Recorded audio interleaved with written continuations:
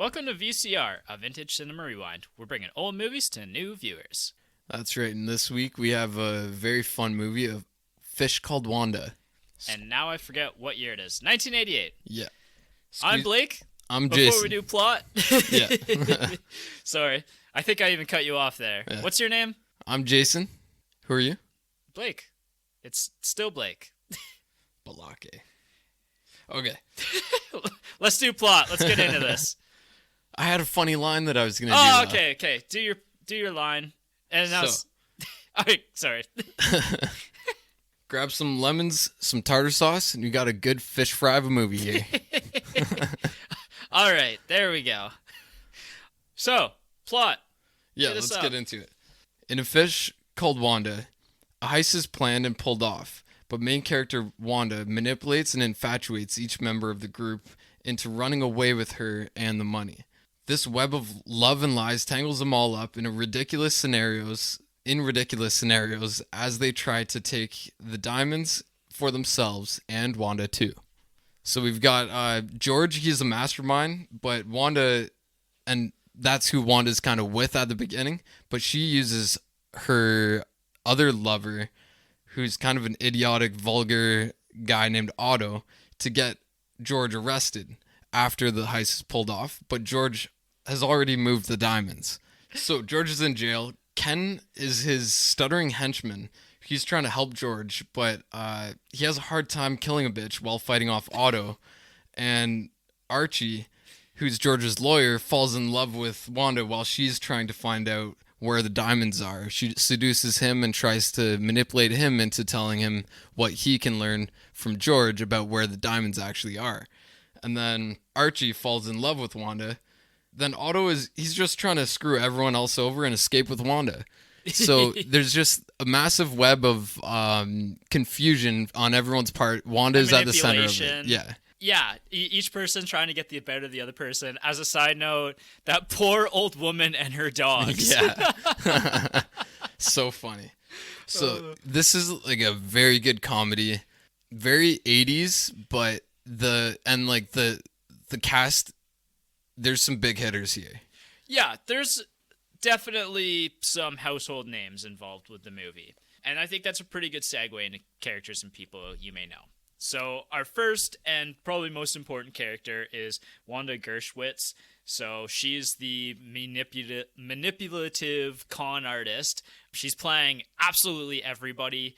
And that's really what she seems to be most interested in of anything, is just manipulating and almost getting off on that. I think she's just so good at it, and she just wants the money. Yeah. Could be debated, but yeah, like it's a little bit of both. She gets really into like her roles, I guess, that she's playing with each of these people. Yeah, she plays different roles and performs differently for different people, which is really interesting to see her interactions with each of the men as she manipulates them throughout the movie. Yeah. So Wanda is played by Jamie Lee Curtis, an absolute household name. I don't think we need to dive too much into Jamie Lee Curtis's filmography, but from our generation, you definitely know her from Freaky Friday, but she was also in the original Halloween movie and the subsequent remakes and sequels, and even this new kind of reboot that's been happening the last 5 years or so, which are good movies, actually. The new ones? I've seen a little bit of newer ones, but I didn't go fully into them. Yeah, fair enough. But it's cool that like she has that range, like the horror and the comedy. She's on both, and she does them both well. I do remember like some of her scenes in Halloween. Overall, phenomenal actress. Yeah. So she also most recently was in Knives Out, which was a great movie. Oh yeah, a lot of fun with that one. Which is kind of a similar... She was not a similar character in that, but it's almost kind of like a... Similar vibe. Yeah, similar vibe. Like, they're in the same genre pool. Yeah. But, yeah, great movie. Yeah, because this is a heist that's... They pulled off the heist well, but then everything that happens after is what is almost similar to Knives Out, where they're just trying to figure out, like, piece it all together. Mm-hmm. Yeah. Similar vein. Mm-hmm. After that, we have Otto West, played by Kevin Kline. So Otto West is and John Cleese actually said this perfectly. He was written as a man not smart enough to realize how stupid he is. Yes. He looks into things that would make him sound intelligent without understanding what he's even saying. Yeah. Basically. He's like smooth talking while being an idiot. He's smart in his own way, but it's completely not smart. It's like a Joe Rogan kind of smart. He just knows a lot of things, but if you don't apply them properly, then it just comes out as gibberish. Yeah. That's basically him. And he is playing, in the scenario with all of the other members, he is pretending to be Wanda's brother so that they can run off together. But really, he's Wanda's lover. Yes. Or is he? He is, yeah. Well, he's Wanda. He is, but Wanda's like even playing him as well. So just because he's really good with guns, like he says he's ex-CIA, but he's not intelligent enough. Yeah, I don't think he's ex-CIA. I thought about that too for a little bit. Like, I don't think that's his background. But I will say though that I think Wanda picked a good person to be her her fall guy, or to be the guy to get her out, but not smart enough to realize that he's also being played. Yeah, exactly.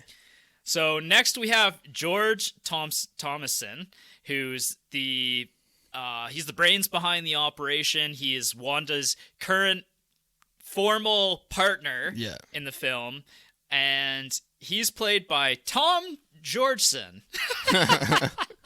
Which is great. Yeah. The names that they chose for this movie, a lot of it had to do with they just pulled them out of nowhere. A lot of the names are inside jokes or references to exterior things going on. Yeah, either themselves or just like their favorite actors or whatever. Yeah. So George Thomason has a henchman named Ken Pyle. And Ken Pyle has a pretty rough stutter. He's a big animal lover, as we see in the early part of the film with his fish tank. And then he also is absolutely in love with Wanda as well, as he's named his favorite fish Wanda. Yeah. He's played by Michael Palin. So this is our first of our 2 Monty Python connections. He was also in The Death of Stalin, which was a really great movie. I don't know if you've watched it. I haven't. But I would highly recommend it, especially with the current climate. It's kind of an interesting comedy, and it's got a lot of big names in as well. Really well done. I couldn't recommend Death of Stalin enough. What age was that from? That's not like 2017, I think. Really? Yeah, it's got Jess and I watched it in the last year or so. It's Steve Buscemi, Jeffrey Tambor, Michael Palin. It's got a lot of big faces in it. It's great. It's really great. Awesome. Yeah. Anyway, our next main character... Oh, actually, let me go back, because I didn't actually talk about Kevin Kline at all. So, Kevin Kline is the actor playing Otto West. He's actually in a large number of films in the 80s and 90s and received a lot of critical acclaim and popularity during that time. But I looked through his entire filmography, and he might be one of the few actors that this was like the first time that I've actually watched him in something in a long time. Like, I actually hadn't seen any of his other filmography before. Well, like Wild Wild West, I remember that. I haven't seen it. I watched it as a kid because no one else would watch that. It wasn't that good. But I don't know him from much else really. He's in a lot of popular movies though. He's well respected. Yeah. And He was in The Big Chill, which is a movie that I've heard of but never seen. Silverado, Cry Freedom, Grand Canyon, Dave, French Kiss, The Ice Storm, A Midsummer Night's Dream. I've heard of that. Again, that might be a movie that we might get into. Well, that's Shakespeare, so that's maybe a play. Oh yeah. But yeah, I guess that's because he was in Broadway as well. Yeah, he did have a big stint on Broadway. He did some animated work too. Hunchback of Notre Dame, Rotel Dorado. Rotel Dorado is supposed to be really good, and I want to check that out. Oh man, I love that movie. I don't think I've ever seen it. If we're gonna do a cartoon from that time, we're watching that. I could be really down for that because I've heard really good things about it. I'm down. But anyway, yes, he's got a really big film career. He's also, as a side note, in the TV show Bob's Burgers. He plays Mr. Calvin Fishender, and he's in 35 episodes. So I don't think he's a main character, but he is prominent throughout the series, which is that's pretty funny. Yeah, a pretty popular TV show right now. Our last main character that I want to talk about is Archie Leach, who's the barrister who is basically the legal aid for George Thomason after he's arrested by the police. And he falls head over heels in love with Wanda, partially because he's in his own loveless marriage, which we see kind of as the film goes on, and his relationship with his wife and his daughter. And he's played by John Cleese, another big mainstay, I would say household name at this point, from Monty Python, Twin Peaks. I think the average person doesn't know John Cleese. I don't know. John Cleese is like, his voice, his face, like he's such a recognizable person. He is, but he's only like he's in specific areas, and if you haven't explored those areas, you might not know him to respect him as well as like what he deserves. He was in Rat Race. I don't remember him in Rat Race. He was the main guy. I'm pretty sure he was the one of the rich guys. Yeah, I'm pretty sure he was the rich guy in Rat Race. So yeah, I was focusing on all the other characters that I kind of knew and recognized, but I wouldn't have known that was John Cleese. Yeah, he's in so many movies and so many TV shows. Like the Monty Python series is one of the biggest sketch comedy TV series of all time. That like the Monty Python group just like they created this whole area of comedy before it got to America. Yeah. And was just hugely impactful. Like Conan talks about them all the time. And I wonder if he has an episode with John Cleese, because he has some with. Imagine he does. He has some with other Monty Python cast, but anyways. So that's the main cast. There is one actually kind of interesting appearance that is in the latter half of the film. Stephen Fry shows up for a brief moment in time, and this is actually a really early acting role for him in film. So kind of interesting. Who did he play? He was near the end. Where was he?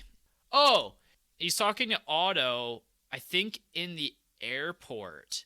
Oh. He steals his ticket. Yeah. Yeah, that's where Stephen Fry makes an appearance. Okay. Director. So this is Charles Crichton.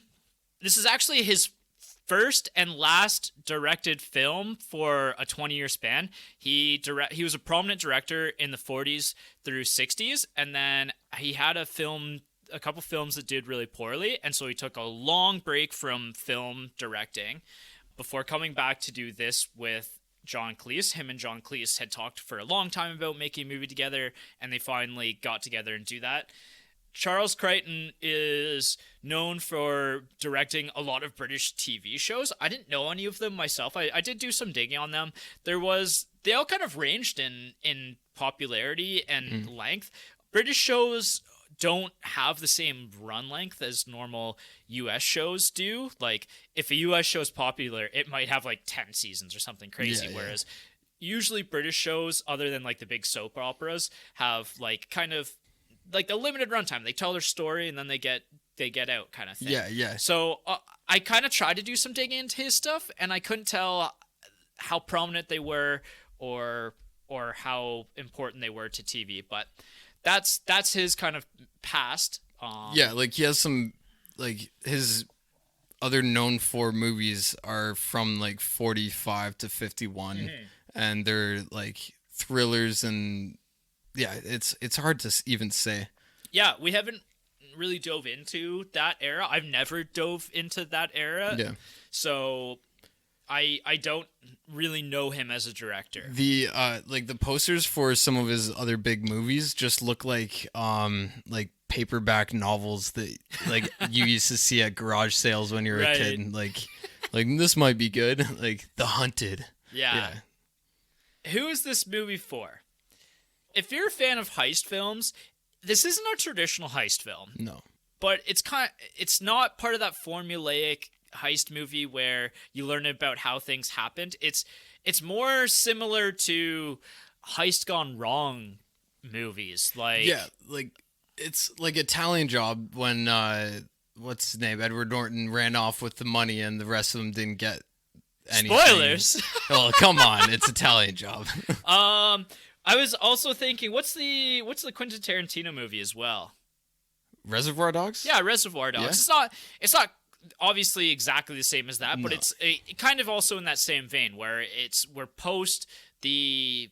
This movie is dealing with the aftermath of a heist rather than the heist itself. Yes. Yeah, we don't go into the planning, we don't go into like what happens during it too much. We see it. It's like the first 10, 15 minutes and we get it done and out the door, and then we got another hour and a half or so of the aftermath. Yeah. And it's basically like everyone is running around like chickens with their legs cut off. Yeah, exactly. So if you're a fan of Monty Python, you need to see this movie because it's from John Cleese himself, and there's a lot of inspiration drawn from not only Monty Python, but from the minds of Monty Python, with Michael Palin being involved in the movie as well. Each of the actors, and I want to talk about this in more detail in the effects and filming, but each of the actors actually was a lot more heavily involved than in most movies with developing their characters and their arcs. Yeah, this seems like very much like a bunch of funny people got together and just really wanted to make this happen, and they did it their way. It's not formulaic. It's like anti-formulaic almost, because I kept expecting something to happen and things kept subverting my expectation. I like every time I thought something was going to happen the one way, it happened the completely opposite way. And there's also no character growth. No. So the characters are who they are, like through and through, and it's just hilarious watching them. Each of their personalities is very specific, and they just bounce off each other. You know what I would say is if you liked the TV show The League, you would probably really enjoy something like this because it's also very ad-libbed. It's very inspired by the cast. You could tell that the actors were all like very tuned into their role. They were all having a ton of fun, and oftentimes that makes for a better film, or even TV series like The League. So I could draw a connection between those two. I love The League, so and yeah, if you're a fan of that ad-libbing, that creative freedom, I think this is kind of an interesting study there. Yeah, and like Kevin Kline just kills it in that respect. Oh yeah, Kline is like, he steals every scene he's in. Yeah, basically. And he's the one who, like, you remember his quotes, you remember his character lines and his like his mannerisms. His mannerisms, yeah. He was the guy at the beginning of the film where I was like, I don't know if I'm going to like this guy. I don't know if I like this portrayal either. But by the end of the film, I was like, wow, like I need to see more Kevin Kline films because I haven't seen any at this point. And he just crushed it in everything that he did in the film. And he won an Academy Award for this, did he not? He did. His one and only for supporting actor. Yeah, and that rarely happens in a comedy overall. Well, it rarely happens in a comedy, and I was reading as well that it rarely happens to people who have never been nominated before. To win without a previous nomination is a very rare instance. Yeah. So, yeah, like this movie, it's not really traditional.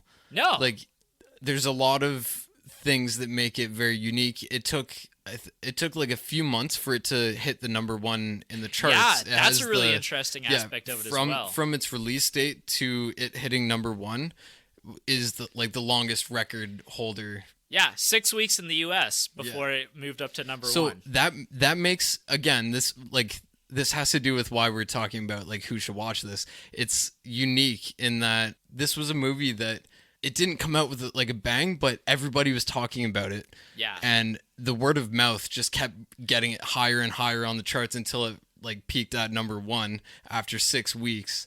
That's how I imagine it, at least. Yeah, you know what? If you like indie movies or indie comedies, then you'd probably like this one as well. There's one in particular that I'm thinking of with Mark Duplass, Safety Not Guaranteed, which is a time travel movie, and it's an indie comedy.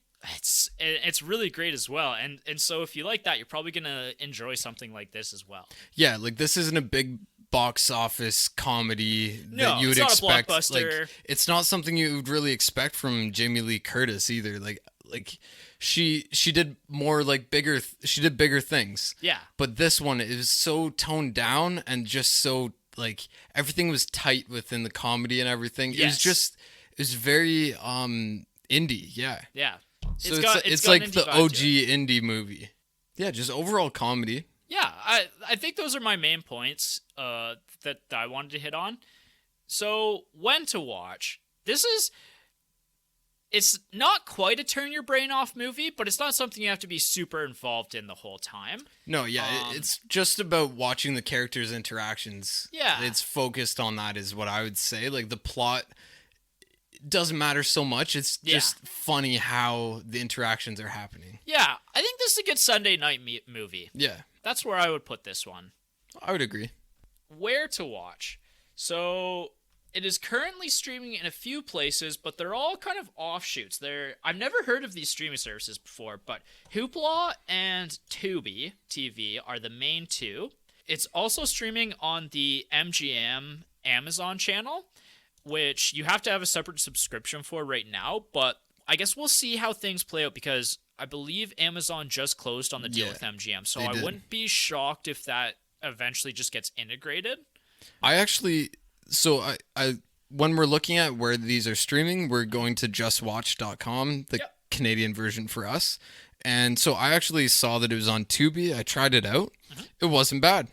Like it was great streaming. There was a few ads, but they were fine. Like I got up and grabbed a drink or whatever, and so overall, is it free with ads? Yeah. Oh, cool. Yeah. You literally go to Just Watch and click on Tubi, and then you watch it, and then there's a few ads here and there.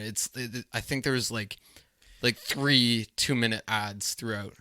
So it was really easy to stream. You know what's really great that I just realized that you made a really great point here is you can literally just click on those streamings, like on the stream there, and it's already integrated and connected to those streaming sites. That is awesome. Honestly, we should push for a Just Watch some ads or something. Yeah, we should. We actually believe in the product, and it's phenomenal, and we're going to talk about it anyways. So. Yeah. Give us some money, Just Watch, and we'll let you just watch or listen. I mean, yeah, maybe. Well, we'll see what we can get there. We'll see what we can get. But I'm a huge fan of Just Watch, and again they've surpassed my expectations here. Anyway, that's where to watch. This is probably the point where we cut it off. I feel like we haven't been talking that long, but. Let's cut it off. Spoilers. We've been as spoiler-free as possible up until now. We're going to dive into spoilers with the rest of our discussion now. So if you haven't seen this movie and you're interested in it, go check it out. Definitely worth a watch. It's so funny. Yeah, it was a pretty good movie. It was a good movie.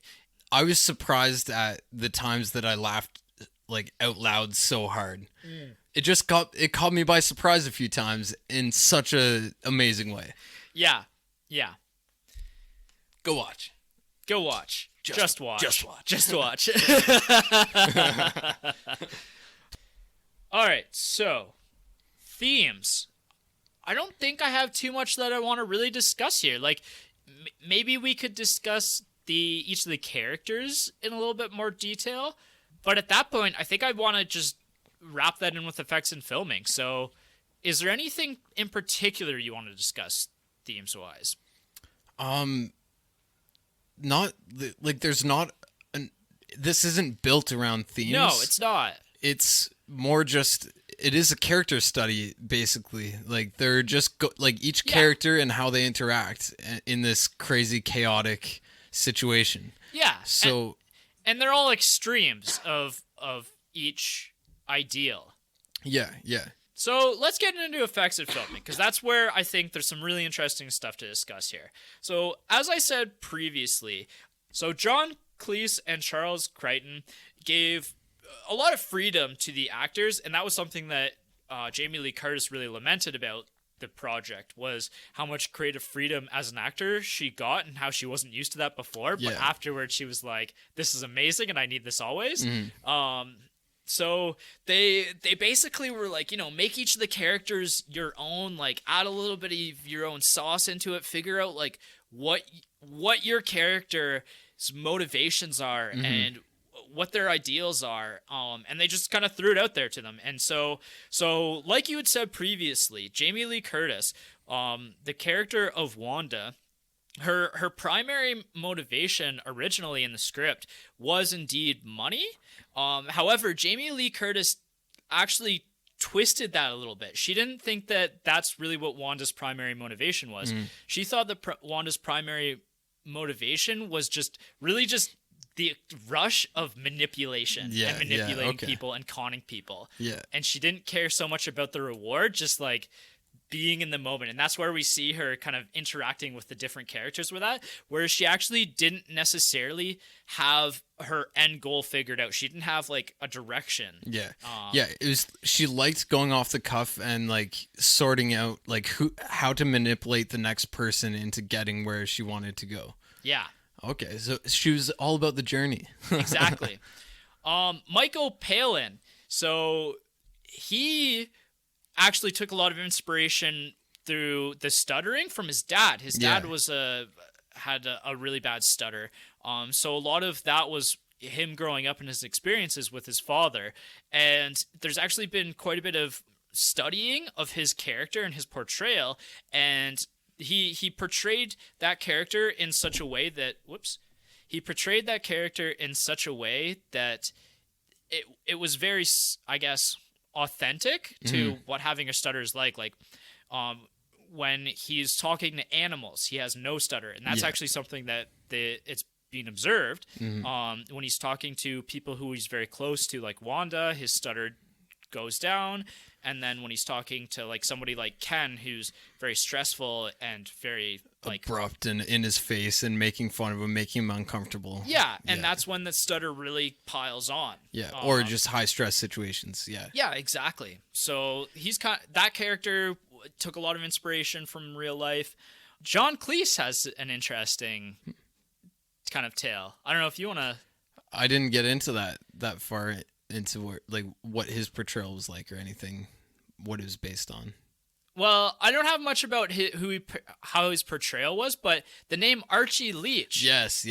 So the name Archie Leach actually comes from a pretty recent character on our podcast, or actor on our podcast, Cary Grant. Yeah. So it was Archie Leach is Cary Grant's real name. We didn't even see that in anything previous, and we've looked at Cary Grant, and so that was really cool to find out. So Cary Grant was John Cleese's hero. His film acting inspiration. So he wanted to pay tribute to Cary Grant, and that's the way he did it, by calling his character Archie Leach, which is a pretty great name for somebody who is where he's at in his life in the film. Yeah, because he seems to be from the outside a super professional and like high level barrister lawyer in the English system. And Wanda sees that. She sees his huge house and everything, and she thinks he's rich. But we then find out that he is actually not the rich one. His wife, who he's married to unhappily, comes from like an old rich family, and he just married in.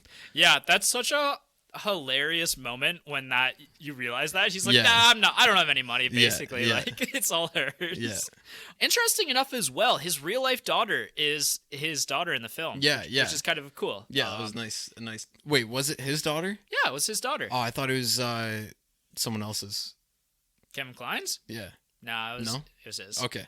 Yeah, I just read that quickly. Okay. Yeah. So John Cleese actually, I meant to say this earlier, you spoke about how he wanted everyone to be very free with their characters and figure them out themselves. Yep. John Cleese later said, life is too short to work with Jamie Lee Curtis. Because this was he was used to that improv style comedy and writing and everything from Monty Python and everything, sketch comedy. So he had that whole thing figured out. Yeah, the ability to ad lib and just toss in and to become the character and then throw them into situations and know how they would act. Right. So I think Jamie Lee Curtis must have struggled with that. She eventually said that she loved it. Yeah. But at first it seemed like they might have had a little of a struggle there. Well, and that's something actually that Kevin Kline struggled with as well originally, was learning how to ad lib and getting to his character. But that was something that he definitely embraced, and as the film goes on, you could definitely see him like becoming just more relaxed and more like diving deeper into this stupid, like smart, stupid character. And one of the quotes that I wrote down that I loved was he doesn't like when people call him stupid. He likes to like seem very smart and everything. And at a certain point, Wanda gets like upset with him, and he's like, "Don't call me stupid." And then she says, That's a great line. I know what you're about to say, but yeah, I'm gonna pull it up. There's actually a few lines about him being stupid but him, like his interactions with Wanda, that are pretty funny. In one, he's like, "Don't call me stupid," and then she's like, "Oh right, to call you stupid would be an insult to stupid people." Yeah, which is like a classic line there. And she's like, I've known sheep that could outwit you. I've worn dresses with higher IQs, but you think you're an intellectual, don't you, you ape? And then he's like, apes don't read philosophy. She's like, yes, they do, Otto. They just don't understand it. Which is like, that was like the epitome of her like cutting down exactly his character. Like, yes, he is an ape that can read philosophy, but not understand it. Exactly. That's really the four main characters and how they dove into each of their characters. Other effects in filming, really the only other one... Actually, I have two. I have two interesting ones. The first was that the fish were made out of Jell-O. When he was eating them? Yeah, when he was eating them. Oh, that was such a, like... That scene made me squirm more than any other scene in the film. He did it so well. Like, because he's playing it... Like, he's not super serious. He always is making... fun, like he's joking, but he's super serious at the same time in this scenario where so Otto's tied up Ken and he's shoving fries, like chips, into his nose. Yeah, with ketchup. Ketchup, which is such a like a genius torture method, like to suffocate somebody. And he's trying to get information out of Ken about the whereabouts of the actual diamonds, and he's like making fun of his stutter and everything throughout this whole thing. Then he starts eating his fish from the fish tank. Mm-hmm. And these fish are a character of themselves in the movie, basically. They're like a central character, especially between Otto and Ken. And the plot points of the movie, where the key to the safety deposit box is hidden in the treasure chest in the fish tank. Except it's not because the whole film. Yeah, because it's hidden there for a little bit, and then Jamie Lee Curtis, Wanda, finds it and keeps takes it like immediately, and but doesn't tell anyone about it. Yeah. So there's all these like misinformation cues, like so much going on. Mm-hmm. But so he starts eating Ken's fish, which are like, Ken loves these fish, and Otto knows it. So he just starts eating them, and the actor Kevin Kline was down to eat real fish, but they're like, no, we can't do that. Yeah. So they made like some Jell-O ones. He just like scooped them out and slurped them up, and he like holds them in his mouth so that they're still sticking out. Yeah. Great acting there. Like, really great acting, but it made me squirm. So I had to figure out what those were. Well, Otto's dangling Archie out of the window. Yeah. The people down below weren't actually actors. They didn't know that. Oh my God, because there's a group of people watching. There's just a bunch of random bystanders. Now, they could probably see the camera crew, but it's still pretty hilarious that a bunch of people were out there like. Yeah. And in the UK as well. Like, I feel like they're just like. Like, everyone's so proper there. Yeah. And also that comes into it, like being English for John Cleese's character. He goes into a little diatribe about that. So, like the people like seeing this ridiculousness happening, and they're just like, oh my God. Like, what are they doing? Yeah. There's like nobody's screaming or like, doing anything crazy. They're just saying, they're like, these idiots. Like, it's so improper. Yeah. I couldn't find anything about the steamroller scene. I was trying to find like the effects on that, but I didn't see anything for it. So that might be one of those things where we have to ask the audience that if they know anything about that. I wanted to understand how they were able to film. Like, I can't imagine he actually went under. No, yeah. Like, there's no way. It must be similar to Soylent Green, where they just had, like, dummies. Yeah, it's probably a dummy situation, but... well, it was a dummy. It was Otto. Definitely a dummy underneath that thing. Yeah. For sure. That was a great scene. I wonder if they're the first to do the steamroller scene, because we know it as, like, millennials from Austin Powers. Yes, and that was actually inspired from that. So I want to say yes, that this was the inspiration for subsequent steamroller scenes. Yeah. Honestly, these two, Austin Powers probably correlates somewhat with this. Like, it's similar humor in certain areas, not completely directly. Like, Austin Powers is way more Austin Powersy. It's its own beast. But this is like a smarter humor. I don't know. No, I see where you're going with it, and I could see there being a connection there. But just that steamroller scene was so funny, because Ken is on top of a steamroller and he's like 30 feet away. Yeah, and he's like slowly inching his way there while Otto's delivering like his lines about like how much he hates like Archie. And Archie's like kind of stalling for time, even though like Archie's stalling for time, but even he doesn't recognize like what's happening with the steamroller until it's like right there basically. And by right there I mean still like a minute or two away. And it's going so slow. It's so slow. And then of course Otto starts like, oh, are you gonna kill me, Ken? Yeah. And like, and even like that, like we're still like a minute or two away from like him getting steamrolled, and he's like, revenge. Revenge! And then because Kline or Otto is so dumb, he steps into wet cement. That's like his feet get stuck, and he's like, oh shit. like he was making fun of him for trying this dumb way to kill him, and then he's like, oh my god, it's actually gonna work. Then he starts like negotiating with him.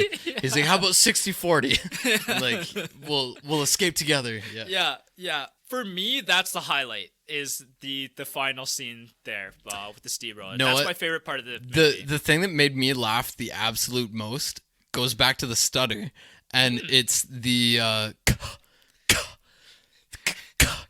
do you know what I mean? What he's trying to say, like the Cathcart Hotel, Cathcart Towers Hotel. Right. So, John Cleese comes into it's Ken's apartment, where he was just tied up and watched Otto like eat his fish, and then Otto runs out. John Cleese runs in, and he's like, "Where are the diamonds?" And Ken cannot get it out because he just experienced like basically like torture. Psychological and physical torture. He almost died because he plugged his nose with fries and then a pear in his mouth. Yeah, chips, sorry. So he's super stressed. Yeah. And he cannot say the hotel that the diamonds are in. Yeah. And John Cleese is like trying so hard to like calm down and calm him down.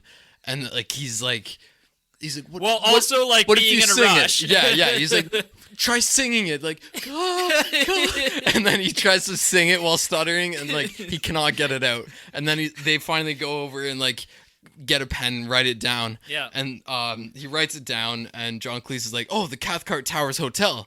And then Ken is finally like, "Yeah, the Cathcart." The Cathcart Towers Hotel, and he says it perfectly. And then I think he breaks the fourth wall and looks at the camera, and he's like, "Oh!" Like that scene made me laugh so hard. I replayed it back for Annabelle, and because she's like, "Why were you laughing so hard?" And I replayed it, and like she laughed pretty hard too. It was just a perfect scene. Yeah, that's a great scene as well. There's a few other good scenes that I want to talk about in my review as well. Score. I also don't have much to add in score for the film. It fits the film pretty well. I listened to it this morning before we record again. It was composed by John Du Prez. He's not exceptionally well-known composer for film but he made the Teenage Mutant Ninja Turtle movie in the 90s, the original one. Oh, no way. That was killer. Yeah. Like, he did a pretty good job with that, I feel. With the score of that one. Yeah, he created the whole vibe of that. Yeah. I don't know that it had any, like, anything that you really remember, but I remember the feeling of the songs. Yeah. Or, like, the music. Like, everything was, like, dirty and grimy. It was New York. Exactly. And, like, yeah. Yeah, so, again, I think that he did a good job of setting the mood in the film fairly well, but I don't really have too much to add to it. Yeah. That's just my little piece there. Let's talk legacy. So, this is Crichton's final film. He was nominated for Best Director and Best Screenplay for the film. He unfortunately lost both to the film Rain Man. Yeah. So, which is a big fair. That's fair. Yeah, which is a big movie. Although I will say I've seen Rain Man, but I do not remember it well, and that's never a good sign for movies for me. Is not. I remember like a decent amount of it. I watched it when I was fairly young. I was probably like 12, 13. So I think rewatching that might be like a good little thing. But like we can watch it at some point. It's a big movie from that time. Yeah, it's huge. Very important movie, and a movie that's again referenced in a number of other films going forward. Referenced. So I can understand where he didn't win that. It would have been cool to see, though, a win for a comedy, Best Director for a comedy. Yeah. And Best Screenplay. So Kevin Kline wins Best Supporting Actor, hugely deserved, in my opinion. And the other kind of interesting bit here is that there's a Danish man who infamously laughed himself to death during the French fry scene. Yeah. This is like a classic thing in movie pop culture or like cult culture of like someone actually dying watching this like from laughter. So that's like it's like in like a top list of whatever, but yeah. Though the full story is essentially that he had something in his personal life that happened kind of similar to the French fries in the nose thing. Okay. And so while that scene was happening, he was thinking about like his own personal experience, and he laughed so hard that he went into cardiac arrest and died. Shit. So pretty wild. Yeah. The film, in terms of its references later, it is referenced a number of times in TV shows and even some references in movies. I don't know if there's too many other like direct inspirations that came out of this one. Like it didn't spawn like a whole movie or anything like that, but I think it is just mostly it's very similar to Soylent Green, where it's just referenced as like in shows and pop culture a little bit. Yeah. Like if there's a fish involved, one might be called Wanda and it's funny, or like there's a like a character's name is Fonda in this one movie show that I'm looking at, so they call it a fish named Fonda, and like they run something similar. Yeah, I think the biggest point coming out of the film is the climax there with the steamroller finale, because that does get used or referenced occasionally, like you said, with Austin Powers, but it's also referenced in the original Deadpool movie where he's killing somebody with the ice machine. Zamboni. Yeah, which is funny because he's Canadian too. Yeah. But here's just a really funny small one in the video game Portal 2, which is a big video game. Very, very famous. There's a character that acts like Otto, and if you call him stupid, he goes berserk. Right. Yeah, and that is definitely something that I've seen in other TV and film before, is when people get really, really upset about being called stupid or crazy or something like that. Yeah. And then just a small line from Archie is, I used to box for Oxford. And that was referenced in The Lone Ranger in 2013. Oh, no way. Things like that. Yeah. So there's definitely lines.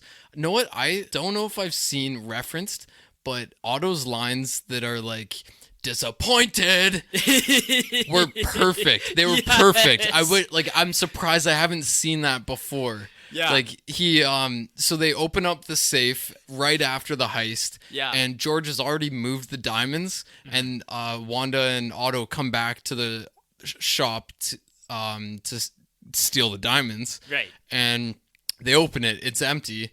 and he's just like he's like blowing up inside, and he's like disappointed. It's just like such a good line. And then like he walks away and like comes back and like shoots randomly the safe. I think also that could be a pop culture reference where someone who is like a gunman just shoots things randomly. I've seen that in other things. I imagine that came out of the Western genre, if anything. Yeah, but I don't know if anyone did it just like at inanimate objects because they were angry. Yeah. Maybe. Oh, I had another one. Who was it that said totally deranged? Was it Archie? Which is really funny because Jess, like right from the get-go, was like, this character is completely deranged. Yeah. Just the delivery of that line made me laugh pretty hard. Yeah. So another thing, the effects and filming sort of Yeah. is involved in this, but Ken killing the dogs. Such a central, like, that's like his whole like character story arc. arc. Yeah. And it is so funny. That poor woman. Like, and so I was not expecting Ken. And this is again where my mind is going one way and the plot is going a completely different way. Yeah. For me, I thought that Ken was going to be Kaiser Sose. Oh, yeah. I was like, this guy is going to, like, and it kind of changed throughout the film, but right off the bat, I was like, he's going to be the one that gets away with everything. Yeah. So if anyone doesn't know Kaiser Soze, you have to watch The Usual Suspects. The Usual Suspects. And because we're talking to new viewers, that is a must-see. Yes. Watch The Usual Suspects. We should do that. We should do that at some point. Let's go back. So you were saying like you didn't really see that kind of line coming from him? and him being just like also pure evil. He didn't want to kill the dogs, but he was fine killing the lady. But then he kept killing the dogs by accident. Yeah, and it was killing him. Yeah, and he kept getting injured each time. Yeah. So I actually, as soon as I saw the dog walking lady, we see her first when they they all run out of the. They complete the heist and they're trying to make the getaway, and this lady with 3 like corgis or whatever walks out in front of them, and she's like kind of mean about it. She's kind of bitchy, right? And I don't know if there's a line or anything there, but yeah. So I knew that she was gonna be important. I wrote that down. Yes. That's my like 4th note in watching this movie. I was like, dog walking lady ? Yeah, because she saw them. She had the visual. Yeah. So then she gets involved, and George makes Ken dispose of her. Right. And then Otto and Ken have a $1 bet or $10 bet. Otto pound. A pound. It was a pound. Yeah. Yeah. Which is hilarious. Like just their interaction. Ken and Otto's interactions were some of the funniest. Yeah, I agree. And he's like, you owe me a pound. You owe me a pound. Yeah. When he finally, so he was trying. So first, what happened with the dogs? First, he tried to attack her with a Doberman. The attack dog. Yeah. He sent out an attack dog, and the dog just ran off with one of the 3 dogs that the lady owned. And then she has the funeral. Yeah. Oh, wait, no, to the funeral. Yeah, she has the funeral because you're like, oh, did she die from a heart attack? But then it was just like straight up her dog. Having a funeral for and the dog. she survived because she took a pill. Yeah. Yeah. The second time. Oh, what was the second time? I remember the third time and the first time. No, the second time was the thing falling. Yeah, so she had some work going on outside of her building, and he has like a sniper rifle, and we think he's just going to shoot her this time so he doesn't kill one of the dogs. Yeah. But he tries to shoot a hanging thing above her, and it squishes one of her dogs. And he's just so heartbroken. But that is like a classic, like dumb guy trying to kill someone, but then accidentally like missing. It's almost like a Wile E. Coyote scenario. Yeah. Which they played it off very well. What section are we in right now? We're kind of between segments a little bit. We're coming up on our personal reviews. What I want to talk about actually before we do personal reviews is areas where the film subverted expectations. Because I have a few, and I kind of want to discuss them. And I don't know, this is almost maybe a critique, but not a critique, is Archie not realizing that he's being conned by Wanda at any point in time. I don't think he cares at this point. He didn't care by the end. I don't think No. he cared by the end, but I kept thinking, like, he's gonna realize, right? Yeah, that, like, yeah. she's obviously playing him to get to the jewels. Because, like, she kind of kept making it obvious, too, and she was pushing him for it, and he knew that she was connected to him. Like, I kept thinking in my head, like, he's gonna realize that she's... No, he's just completely blocking that out because he's not happy right now in his life. Yeah. So, honestly, this brings up a very good point. Mm-hmm. This is the theme of the show, of the movie. It is, like, what men want from women or something like that. Like, okay. So that's basically, like, she knows how to play men, but men want different things they want the same thing for different reasons. They want women to, like, do different things. Like, that's kind of what's driving all of the characters and Wanda. Basically, this is all about men and women and what they want. Right. So when we're looking at Archie, he lives a boring English life. Everything is perfect. And like, he not perfect, but I mean, like, he has a very good situation that his life is in right now. Yeah. He's coasting off of being a good lawyer, and his wife is rich. Yeah. Why would he fuck that up? He would because he wants excitement.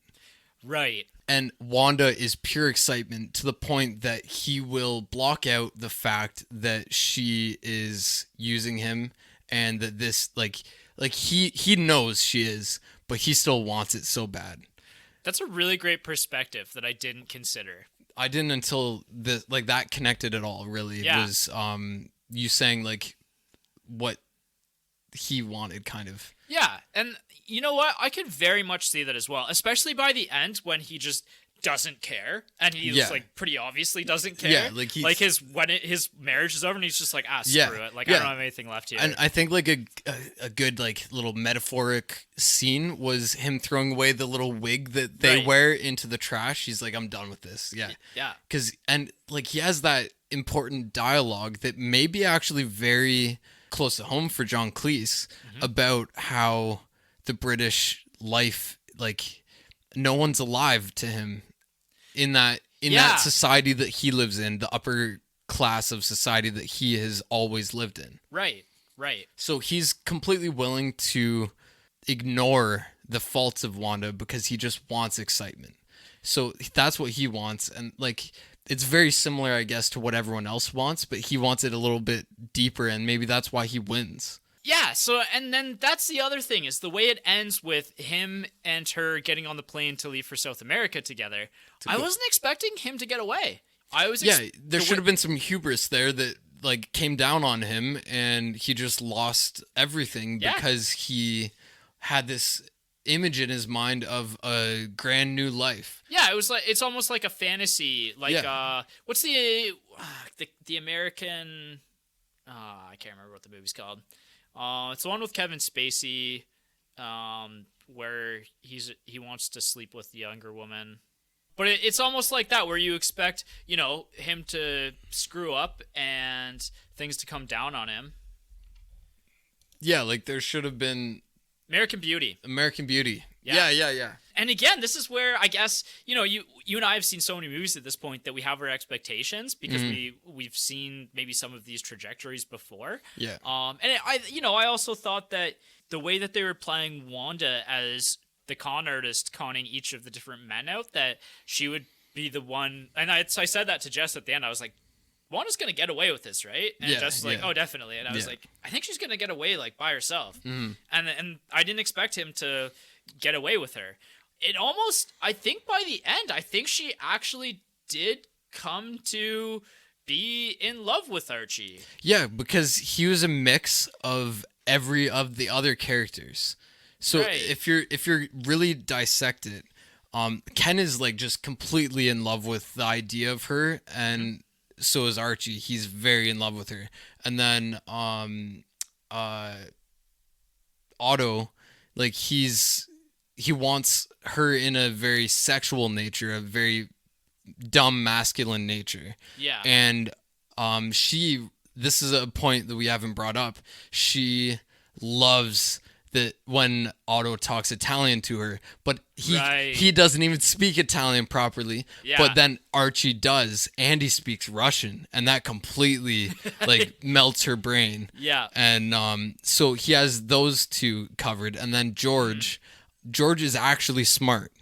Yes. But he didn't have any of the other qualities so when we look at Archie again, Archie is actually smart. Right. So she wins the best, and like maybe that's her motivation by the end or something like that. That's really interesting. I like that take as well, because for me it actually didn't fit with the movie, but now that you've kind of warmed me up to the way that ends, because for me it felt like he should have been maybe punished for his hubris and punished for like his infidelity even, like because obviously they're in a loveless marriage, but there's give and take there, like isn't all her, isn't all him kind of thing. And it just with Wanda's story arc as well.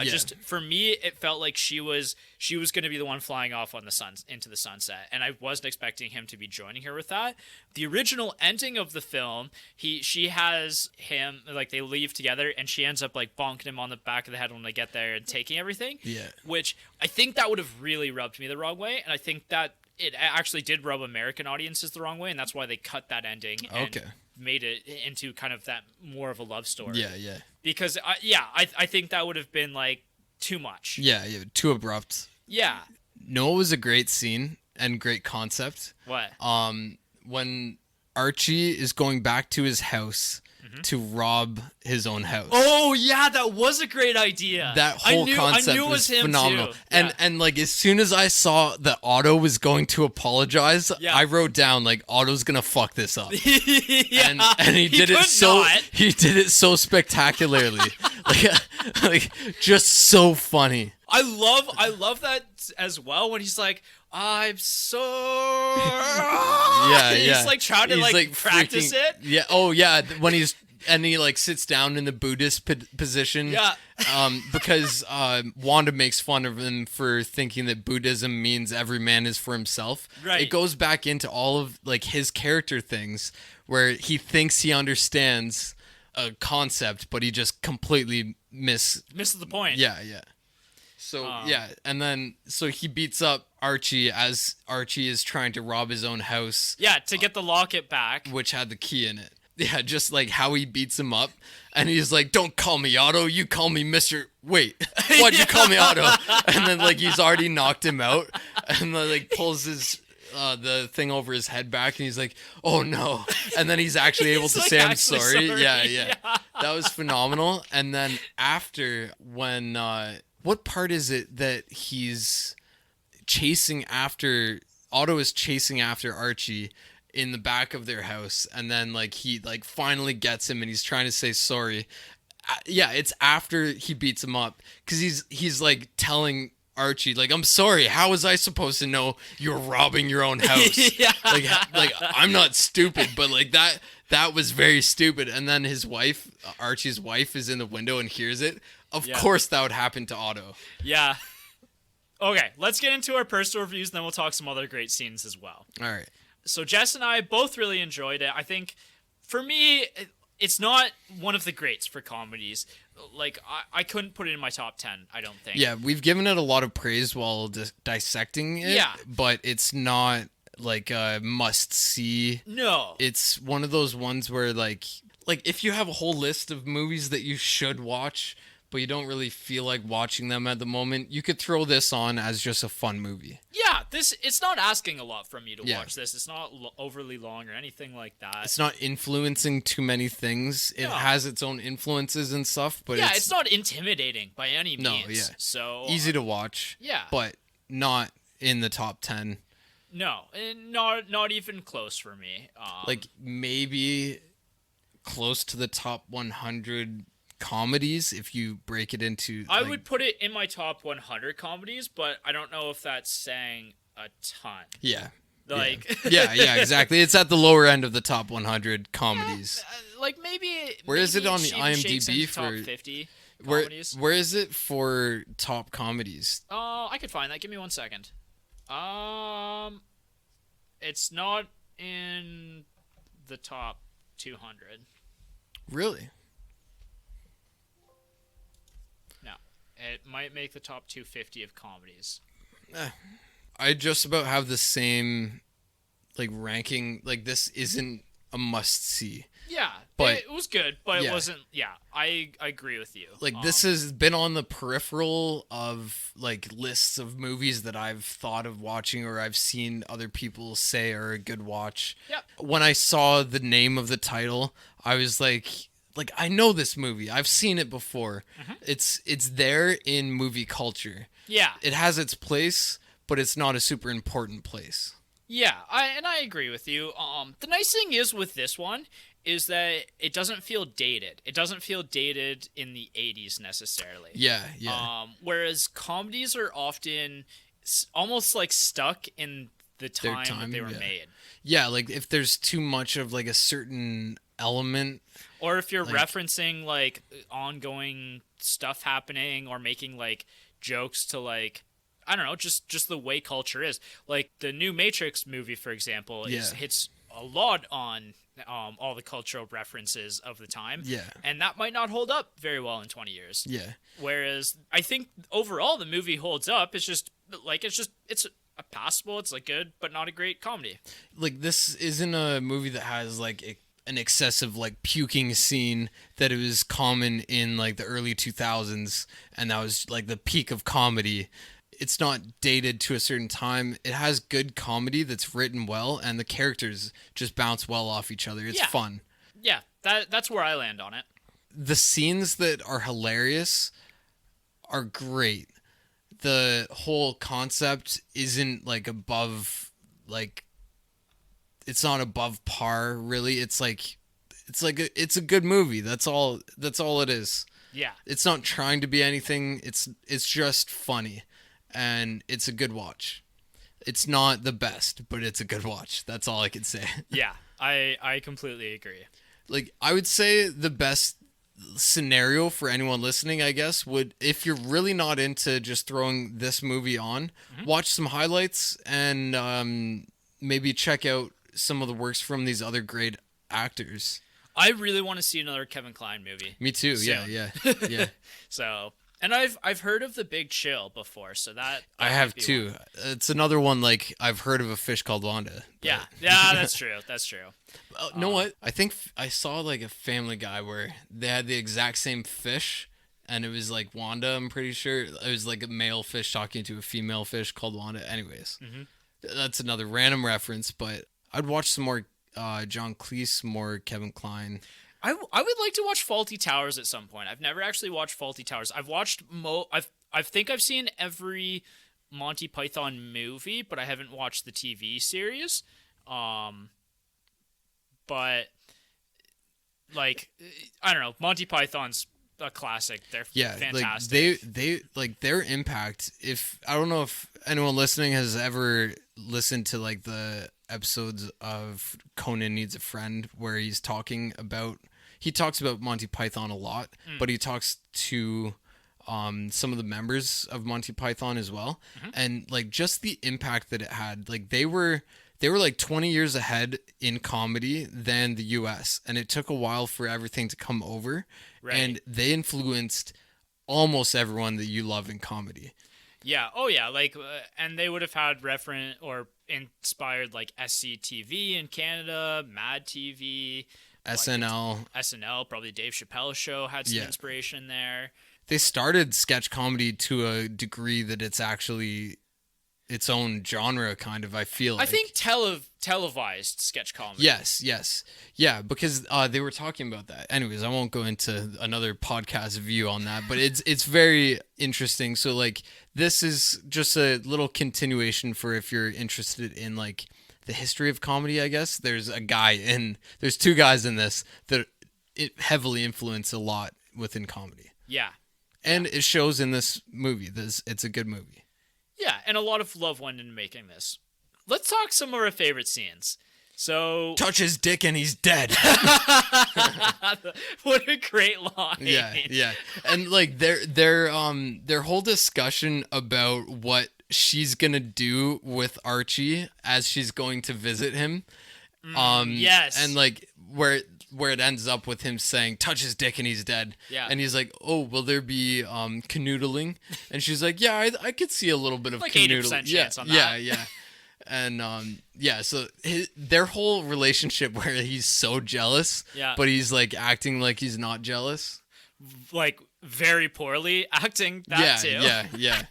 And him just getting involved and weaseling his way into like every one of their situations. Yeah. And like when Archie and Wanda are like about to, like they're on the bed making out, like talking. Yeah. And Archie's like, does your brother know that you're here? And she's like, no, he's an idiot. Yeah. And like she's like, he thought that the Gettysburg Address was where Lincoln lived. And like and it was just like a good line there. And then Archie was about to say that he's so stupid. Yeah. And he like sneaks his way into the room. Don't call me stupid. Don't call me stupid. Yeah. And then he hangs him out the window. Oh. Yeah. The scene where Archie and her are in the flat and Archie gets completely naked and then the family walks in. That was probably one of the big laugh out loud moments for me. Yeah. Because I wasn't expecting that. Yeah, I was not expecting that either. Like, it didn't cross my mind. And the kids are just like staring like downwards at him. Yeah, and then he puts the picture of the wife. Yeah. And she's like looking at it and like it's looking back at her. And I thought that they really were in the wrong flat, but yeah, just a small thing, but yeah. Yeah. And then it turns out he knew them, like just a small little thing, and like it just made the so awkwardness. Much more Yeah. Oh, you sold us the house like a couple years ago. Yeah. Oh, know what I do like about this? The comedy isn't like there's not that much cringe. I don't love cringe humor. No. When it's done appropriately, it's okay if it's in small amounts. I love I appreciate it. Yeah, you're not a Nathan For You kind of guy. No, or like even like some scenes of The Office are too much. Yeah. They used it well here. I can agree. The scene where they're in Archie's house and he's bringing the champagne and then his wife shows back up. Oh yeah. Like the quick thinking on their feet that was like so dumb and ridiculous. That was good. The fact that they didn't get caught at that point and it's just like increasingly like ridiculous scenarios or situations. And Otto just shows how like dumb he is, but how quick thinking he is at the same time. He's like, oh, I'm KGB. Yeah. And like Archie's wife, her dad was in the CIA or whatever, and like she says his name back to him, the name he just made up. He's like, I'm like, what was that name? I tried to write it down. Harvey Manjanjensen. Yeah, he used 3 different endings to like that name, like Jen Den Sin or something like that, and then she just repeats it back perfectly, like she understands this whole like CIA thing. Yeah, and he's just playing this part, and he was quick thinking but too dumb to pull it off. Yeah, and then Wanda's trying to get away, and Archie's just panicking and trying to get the locket. Yeah. Yeah, exactly. Gives the locket to his wife accidentally. And she just loves it. Yeah, you're like, oh, are they going to rekindle? Hard no. No, yeah. The love scene between the two different couples. And we're flashing back between Archie and going to bed there and Wanda and Otto. Yeah. And it's just like this like music playing and like Archie and Wanda or Archie and Wendy are going to bed in separate beds, and then like Otto and Wanda are having this crazy like sex basically. Yeah. Oh, another thing that we didn't bring up is like another weird thing about Otto is him smelling his own armpit. Like that's the first time I've ever seen that, at least first chronologically. I've seen that in other movies. Right. Like, I don't know if you ever watched it, but there's a movie that was super popular in like early 2000s called Super Freak. I've heard of it. Or Superstar. I think that's what it was. Okay, I'm not sure. Anyways, she would like shove her her hands in her armpits and then sniff them and be like, he was basically doing that, but like decades earlier. Right. Yeah. No. That scene, just the contrast between the two, I thought was really effective and pretty funny. Those are my top scenes. Is that the end sequence with the revenge? Anything that Kevin Kline is doing, anything in this movie is great. Oh, just like small lines, like when Wanda is introducing Otto to Ken as her brother, she's like, yeah, he's a little crazy. Dad used to beat him up. And then Ken, like, she walks away and Ken's like, good. Like, that line was just, like, well placed. Small little line, very perfectly, like, done by, like, it fit his character and everything. Yeah. The name was Harvey Manfred Jansen. Yeah. And she just repeats it back perfectly. And he's pretending to be KGB, and she like that he's debriefing people about like a secret safe house or something. Yeah. She's like, if you were FBI, you wouldn't be going around telling people that you're securing a safe house. Yeah. The one spot I didn't talk about that we haven't talked about yet is sequels, prequels, reboots. So they made a spiritual successor called Fierce Creatures in 1997, starring the 4 main cast, and a lot of the other characters in the film make an appearance as well. Not as well received at all at that point in time. I don't think it'll be something that I ever check out, but if you're absolutely in love with this film and want to see all of the actors and characters together again, then it's out there for you. Oh, one thing that we didn't talk about is just the ending. Yes. The end credits explain what happens to everybody after, and it's just like a little bit of comedy that's pretty funny. It was hilarious because it was so drastically different from anything like you would expect in the movie. Like, it was just like I did pull it up because I did want to talk about it. So Archie and Wanda were married in Rio, had 17 children, and founded a leper colony. Otto emigrated to South Africa and became Minister of Justice, and then Ken became Master of Ceremonies at the London SeaWorld. Like, none of that has anything to do at all with like the movie. Pure ridiculous. Like just a little add-in that I had a good laugh at that. Very Python-esque, I guess. Yeah, and it's a good callback to other films like that, like National Lampoon's, what's it called? Family Vacation? No, it's the original one where it's not Van Wilder, but it's the one where they're on campus. Animal House? No. Animal House, that's what it is. Okay. Yeah, it's Animal House. Animal House has an end like that. Yeah, so it's a callback to Animal House and the way that one ends, which is a good movie, but is quite dated today. The characters were well done, and that's what I appreciate the most about this. Yeah. Is just that, like, they had that little bit of free reign, and the like the writing, and like John Cleese and Charles Crichton? No, well, yeah, I don't know how much of the comedy part he wrote. Know what I mean? It was probably pretty influenced by Michael Palin. So like those two, like the classic Monty Python, like they probably created most of the comedy. So yeah, just the writing and the character work was great. Yeah. Like if I was a aspiring director or something like that, or writer, I would have a look at this film just to see like how they created Otto, and also to look at like how to use real life experiences in Ken's character. Yeah, that's like, a good point for sure. And authenticity and stuff in that regard. Yeah, and this is a pretty stark contrast to some of the other movies that we've done on the podcast, and especially the movies that we've done of recent, because Hitchcock would not have allowed the actors to have any sort of input on their characters or freedom. And it's the same with Stanley Kubrick, who wanted his actors to just do what he told them to. And do it perfectly, exactly. And so this is kind of an anti-thesis to those arguments as directors. Yeah. And it works in this case. Yeah.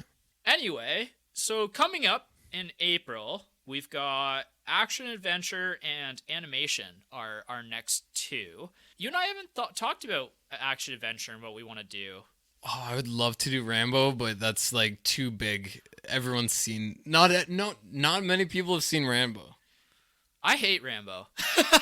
It is so good. I'm gonna be honest. I do not enjoy the Rambo series. How about Rocky? I enjoy Rocky. I like Rambo better than Rocky. I don't know. I could not get into Rambo at all because, in my opinion, it glorifies what it's trying to be a commentary about. But this is a discussion for if you ever convince me to watch. Yeah, true. And we should at some point because I think that I've got a differing opinion enough on it that I could discuss it. There's so many other movies that I'd rather watch though for this. Yeah. And action adventure is our next one. We'll have to think about which ones. So I've got a couple good ones on our list. We could mix that with another category like the martial arts, like Asian inspired. I could be interested, like maybe a Van Damme movie. Yeah, what's his name? Yeah, Jean-Claude Van Damme. Yeah, Bloodsport. Oh, I've never seen a Van Damme movie. I think it was Red Belt or a Chuck Norris movie. Maybe there's a few that we haven't I haven't explored that genre at all. So I've seen a few, but yeah, here and there. We do have a plan for foreign films at some point. So I don't want to necessarily go there yet with that, but you and I haven't really talked yet about Roadhouse. What our next movie is. Could be Roadhouse. I haven't seen it. Have you? I have seen Roadhouse, and I would not necessarily be against it. Yeah. I have thoughts and feelings about Roadhouse, and I'm sure I could talk about them. Yeah. Yeah, I mean, as viewers, if you have any recommendations for action adventures that we should watch, let us know. And because at this point, we're pretty open to what the next month looks like, as well as animation. I think animation is going to be the latter half of April. I have a couple ideas in my mind actually already of some older animation films that I haven't seen and I really want to watch. So, and maybe The Road to El Dorado makes it in there. So yeah, that's like up there for good That's on ones. the cusp of like what our range of movies is, because it did come out in 2000, but I'm not against it. Yeah. Because I've never seen it. Otherwise, I think that's it for this episode. So yeah, thanks for listening. Yeah, as always, tell us what you think. Give us some feedback, and we will see you in a few weeks. Yep. All right. Have a good night, everyone. Bye.